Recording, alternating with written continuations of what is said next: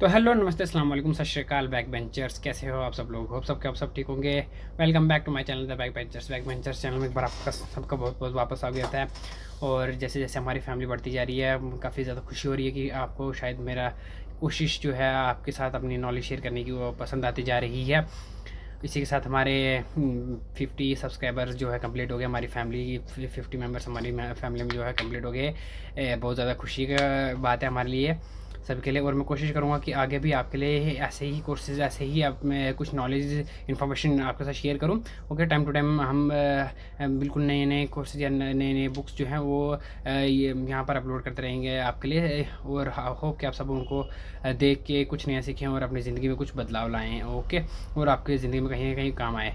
तो आज की जो वीडियो है वो आप जैसे देख सकते हो, हमने देखे आपको पता लग गया होगा कि आज हम कंप्लीट एनालिसिस पेपर को एनालाइज करेंगे सिर्फ। सो मैं आपको पहले बता दूँ, शायद बाद में आपको आप बोलोगे कि मतलब कुछ क्या देखना है, तो मतलब क्या देख लिया। सो आज हम सिर्फ यहाँ पर BGLA 135 जो है इस बुक के, इसका जो पेपर हुआ है, ओबियसली हमारा भी कल परसों ही पेपर हुआ है।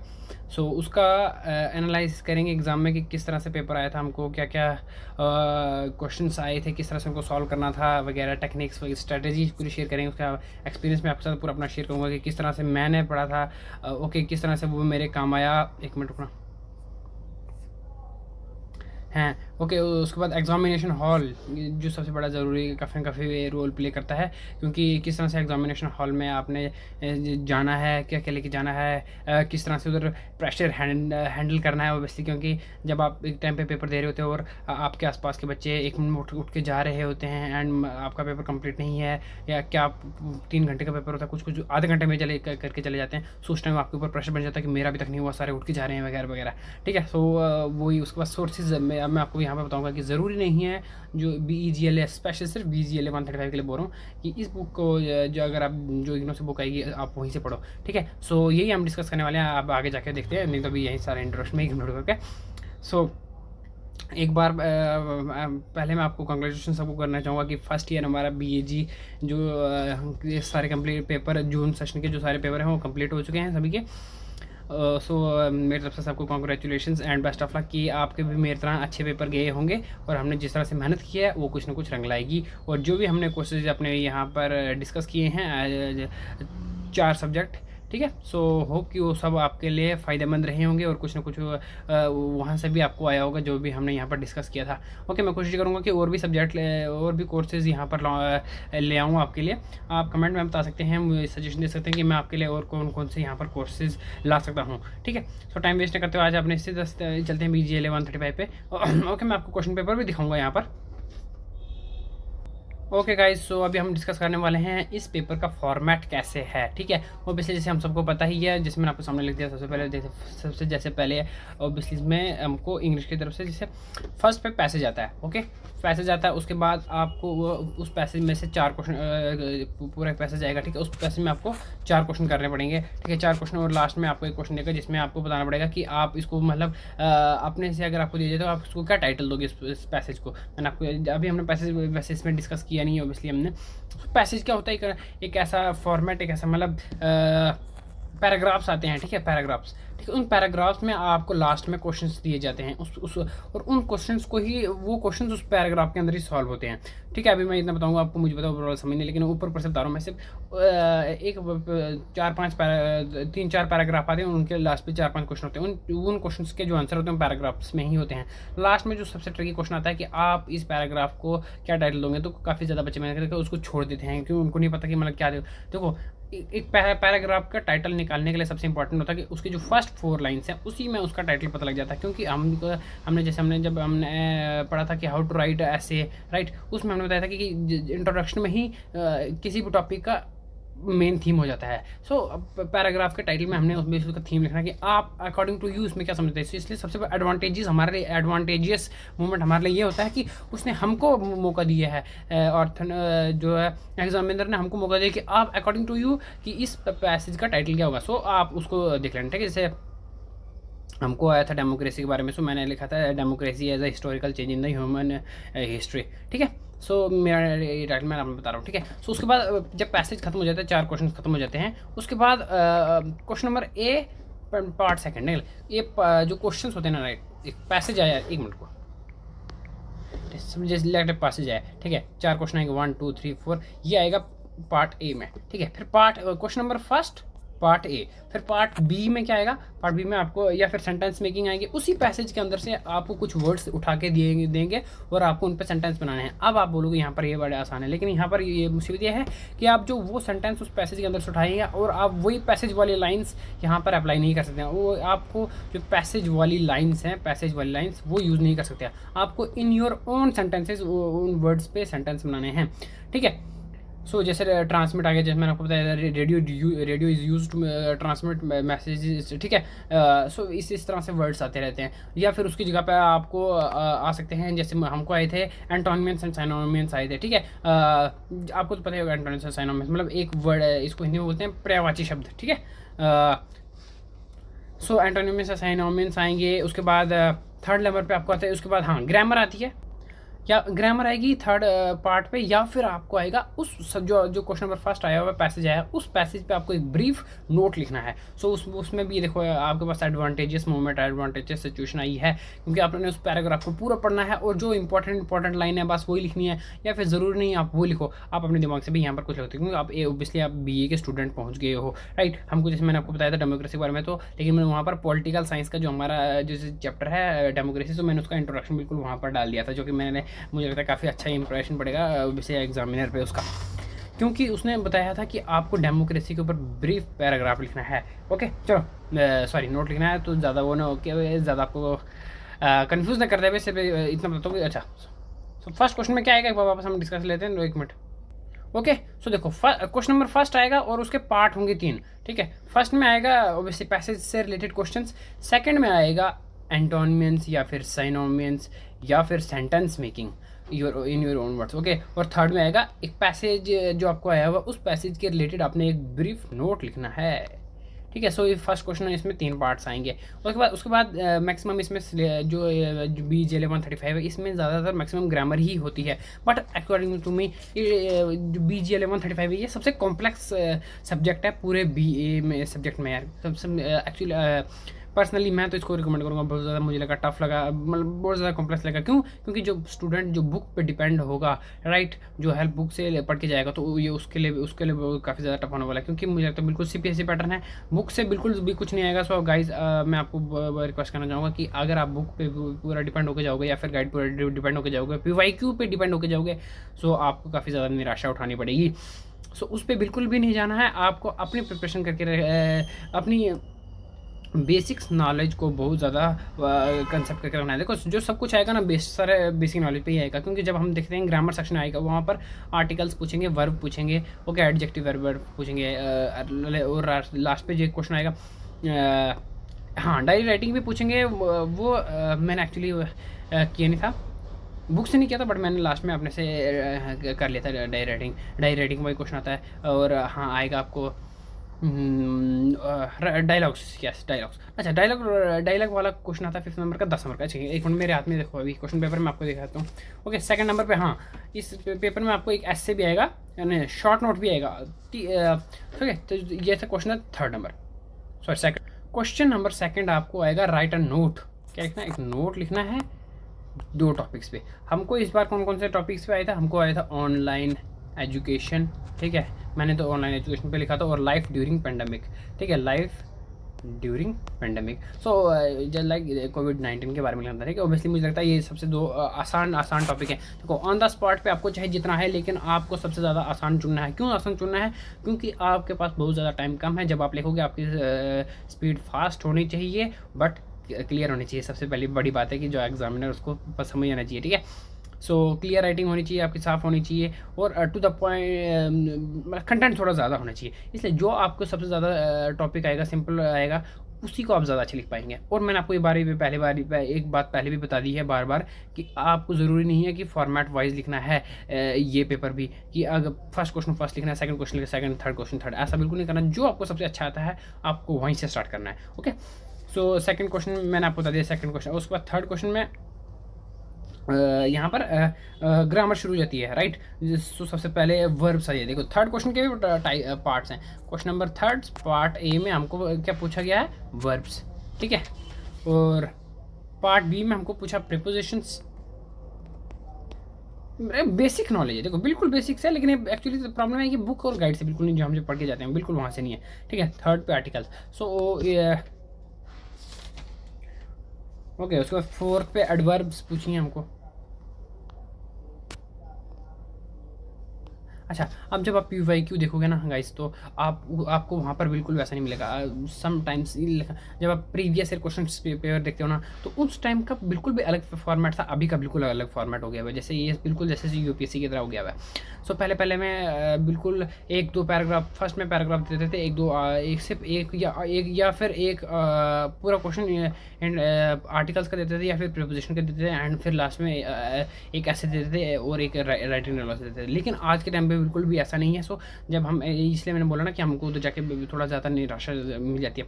सो आज के टाइम पे वो एक क्वेश्चन देंगे और उनके तीनों और चारों पार्ट देंगे और आपकी पूरी नॉलेज टेस्ट करेंगे, ठीक है। सो ऐसा नहीं है कि अगर मेरा वर्ब अच्छे है या मेरी प्रीपोजिशन अच्छी है तो मेरा एडजेक्टिव या एडवर्ब थोड़े से कमज़ोर हैं तो मुझे प्रॉफिट होगा कि क्या पता ये दोनों ही आ जाएँ। सो बिल्कुल भी वैसा नहीं है, आपको अपने चारों के चारों स्ट्रॉन्ग करने पड़ेंगे, ओके। सो अच्छा, और अब मैं बताता हूँ इनका सोर्स कहाँ से है। ज़रूरी नहीं है कि आप BGLA 135 की जो इग्नो के आपको बुक्स देते हैं वहीं से आप इनको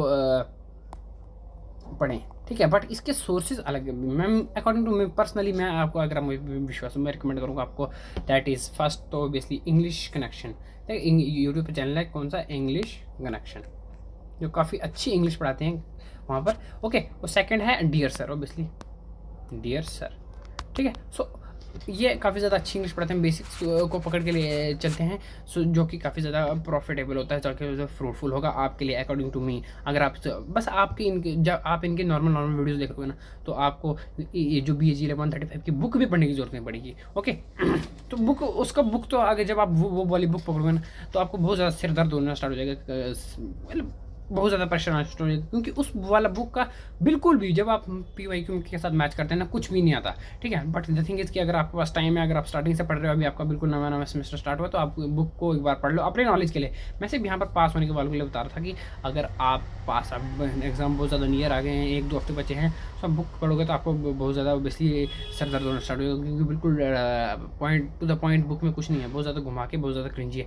बट आप, अगर आपका बिल्कुल नया सेमेस्टर स्टार्ट हुआ है, तो मैं ऑब्वियसली बोलूँगा, क्योंकि ऑब्वियसली नॉलेज है यार, बुक में भी बहुत ज़्यादा नॉलेज है, सो आप वो ही पढ़ सकते हो, ठीक है। सो उसके बाद फोर्थ क्वेश्चन पे आया हुआ है हमको डायलॉग, ओके। डायलॉग, हम डायलॉग में मुझे क्या आता है, फोर्थ क्वेश्चन डायलॉग में आया था, डायलॉग लिखना है role of media, role of media और डेंजर ऑफ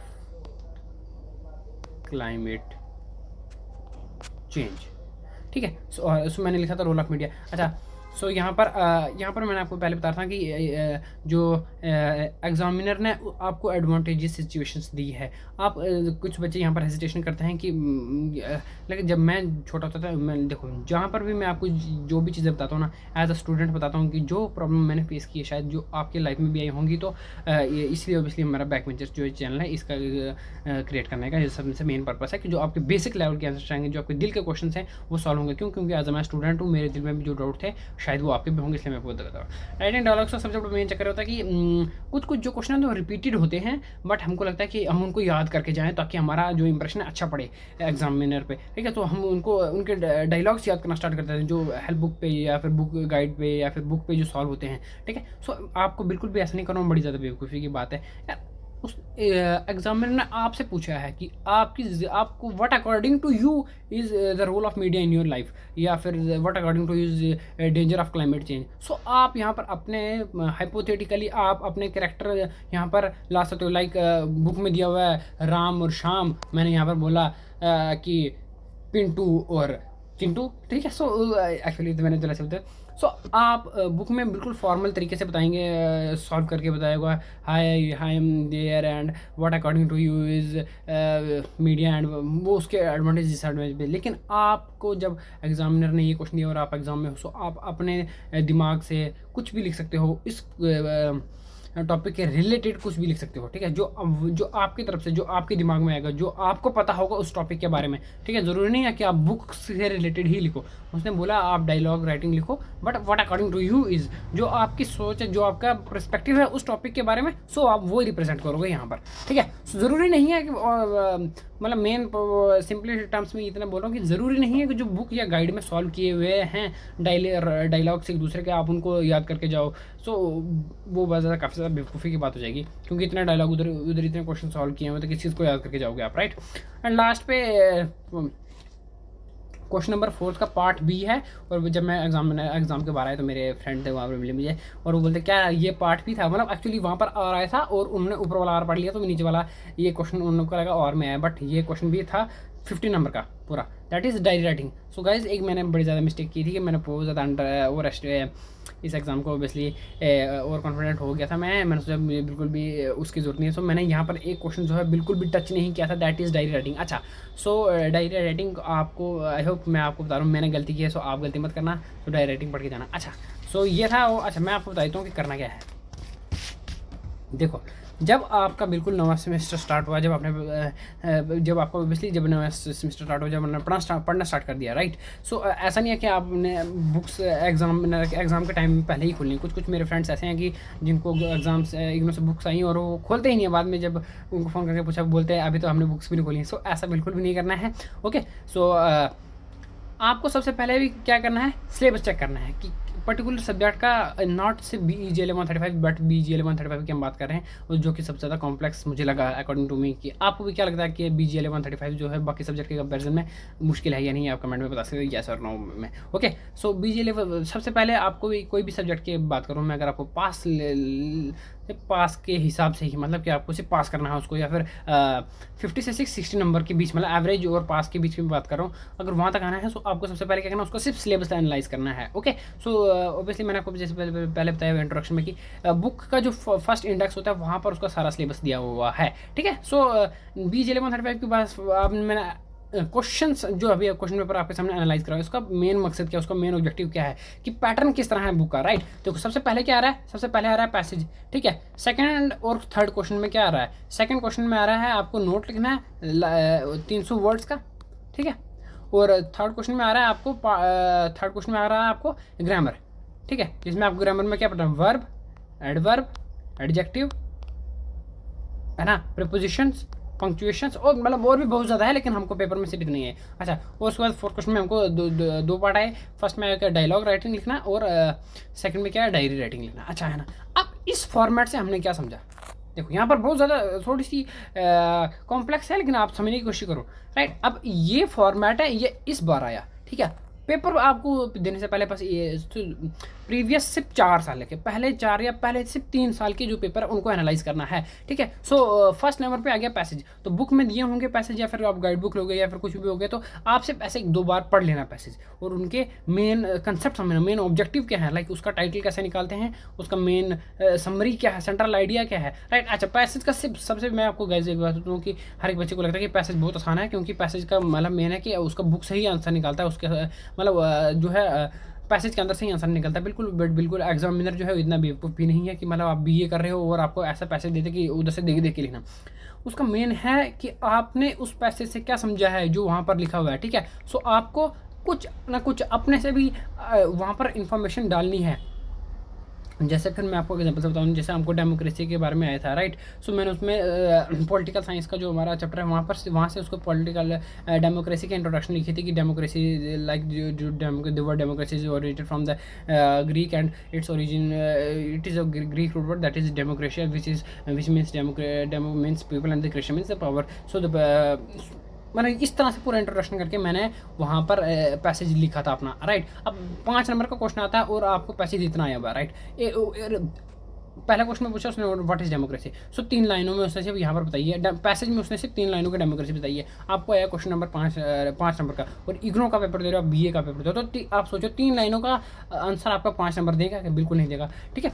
सो उसके लिए मैं वही बता रहा हूँ कि आपको अपने से एफर्ट डालना पड़ेगा, राइट। सो कुछ ना कुछ आपको अपने से भी ऐड करना पड़ेगा। सो पैसेज का मतलब बिल्कुल ये नहीं होता कि टू द पॉइंट जो है पैसेज में वहाँ से लिखो, ओके।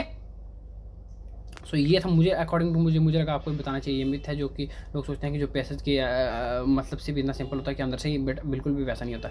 ओके, आपको उस पर प्रैक्टिस चाहिए ही चाहिए।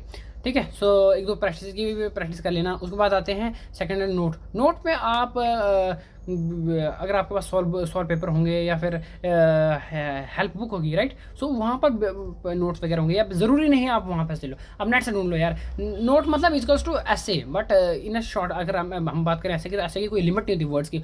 500, 600, 1000, 2000 जितने बंदे के अपना नॉलेज है, जितने उसको वो उतना लिख सकते हैं। लेकिन नोट में आपको 200 से 300 वर्ड की लिमिट है, उसके अंदर अंदर आपको एक नोट पूरा करना है। ठीक है, सो आप उस पर टॉप ट्रेंडिंग में चल सकते हो, या फिर मैं ये इसमें आप थोड़े से PYQ पे डिपेंड हो सकते हो, लेकिन पूरी तरह से नहीं, बिल्कुल भी। ठीक है, बट ये आपकी बेसिक नॉलेज पे होगी, बट ठीक है। उसके बाद ग्रामर में मैंने आपको पहले बता दिया कि ज़रूर बिल्कुल भी ज़रूरत नहीं है आपको जो BAG की है बुक है या फिर गाइड है वहाँ से ग्रामर पढ़ने की।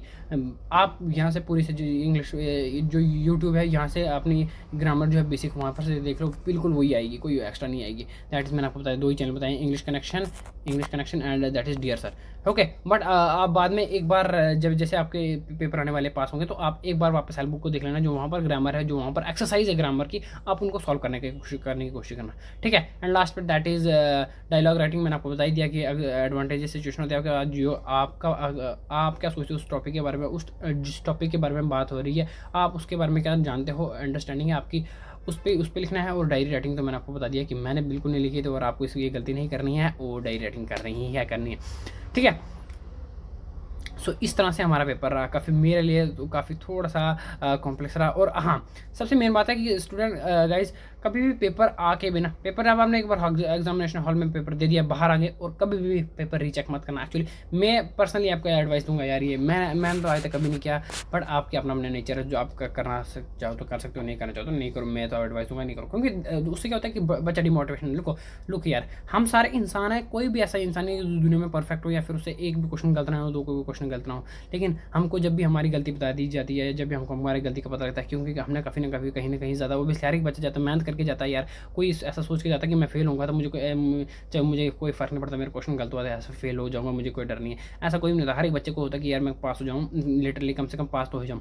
ओके, सो जब आप वही पेपर देके आओगे, क्रॉस चेक करोगे घर के क्वेश्चन, तो आपको लगेगा, जब आपको शायद कहीं गलत आ जाए, तो आपको मतलब कहीं डिमोटिवेशन होगा उससे, राइट। सो आप जो आपका नेक्स्ट पेपर आने वाला होगा, तो आप उसके लिए थोड़ा सा डिमोटिवेशन हो जाओगे, आपका मन नहीं करेगा, right. So according to me, मेरे लिए पर्सनली, मैंने आज तक कभी हमने पेपर क्रॉस चेक नहीं किया के, लेकिन जब एक बार जब वो यहाँ पर वो है ना, बोलते हैं जब पछताए से क्या हुए, जब चिड़िया चुग गई खेत, राइट। सो जब एक बार जो आप पेपर दे के आ गए हो, अब आप पेपर क्रॉस चेक करो, जो करो, उससे कुछ नहीं होने वाला। हाँ, अगर आपको अपने ऊपर 101% विश्वास है कि आप पूरा का पूरा करके आए हो, तो आप एक बार देख सकते हो। बट वही मैं बता रहा हूँ कि अगर आप पूरा का पूरा पेपर अच्छे से देख के आए हो, आपको विश्वास है, तो फिर चेक ही करना है, राइट। सो दोनों सिचुएशंस में आपको बिल्कुल पेपर चेक करने की जरूरत नहीं है। एक बार बस देख के आ गए हो, अपने दिल को तसल्ली है, बस घर आके कोई जरूरी वापस उसको क्रॉस चेक करने की जरूरत नहीं है, क्योंकि मैं तो पर्सनली नहीं करता हूँ। अच्छा, ये थी बात आगे पेपर। अच्छा, एग्जामिनेशन हॉल की बात करूँ, तो आपको एग्जामिनेशन हॉल में ऑब्वियसली, जैसे मैं आपको पहले बताया है कि थोड़ा सा 45 मिनट्स या फिर 1 घंटे से के अंदर अंदर पहले ही पहुंचना है। ओके, सो उसमें क्या होता है कि इंग्लिश में खासकर इंग्लिश की बात कर रहा हूँ, क्योंकि जो इंग्लिश है ऑब्वियसली कंपलसरी सब्जेक्ट है, जैसे हम जानते हैं। बाकी ना कैसे BA, बाकी जो और भी डिग्रियाँ और करंटली चल रही होती हैं, फिर जो दूसरे बच्चे हैं जिनकी BA डिग्री नहीं है, बट दूसरे डिग्रीज हैं, लेकिन कुछ में वो उनके साथ हमारी सेम हो जाती है। लाइक जैसे हमारे BGLA, ठीक है, BGLA, सो ये BA की भी होगी, ठीक है, BAG की भी होगी, और पता नहीं, मुझे नहीं पता, बट एक दो मुझे लगता है, एक दो डिग्रीज जैसे हमारी BGA 182 इंग्लिश कम्युनिकेशन स्किल्स, उसमें 4-5 जो 3-4 डिग्री वालों के हमारा मिक्सअप हुआ था, तो बहुत ज़्यादा रश हो गया था, और नोटिस बोर्ड पे भी मतलब बहुत ज़्यादा रश हो जाता है, उस टाइम आपको नंबर नहीं मिलता, राइट, अपना नंबर चेक करने का। इसलिए मैं आपको रिकमेंड कर रहा हूँ कि जो इंग्लिश का पेपर होता है, खासकर उस दिन 1 घंटा पहले पहुँच जाया करो अपने एग्जामिनेशन सेंटर में, और अपना रोल नंबर चेक करके, अपना हॉल नंबर और अपनी रो चेक करके ही बैठना। ओके, मैं भी क्या बता रहा हूँ आपको यार, ये तो सबको ऑब्वियसली पता होने वाली बात है। ओके, अच्छा, तो एग्जामिनेशन हॉल में आप अपना फ़ोन ले जा सकते हो ऑब्वियसली, बट स्विच ऑफ करके एंड टीचर के सामने रख के। और चिट लेने की तो सोचना ही मत, सबसे बड़ी बेवकूफ़ी है, वो भी इंग्लिश के पेपर में, क्योंकि अनएक्सपेक्टेड पेपर है, बिल्कुल भी कोई पता ही नहीं है क्या आने वाला। सो जिस बच्चे ने चिट ली तो वो तो फिर बहुत ज़्यादा महान इंसान ही होगा। ओके, सो ये था। वेट टाइम देखता हूँ आपके साथ और क्या मैंने डिस्कस नहीं किया अभी तक। ओके, सो मैंने आपको पूरी स्ट्रेटजी बता दी अपने कि क्या क्या करना है, आपको एक्सपीरियंस में मैंने आपको बता ही दिया बेसिकली कि एक्चुअली ये वाला जो BJ1135 इसका मैंने बेसिकली वीडियो भी नहीं बनाई थी, तो उसके लिए आई एम सो सॉरी।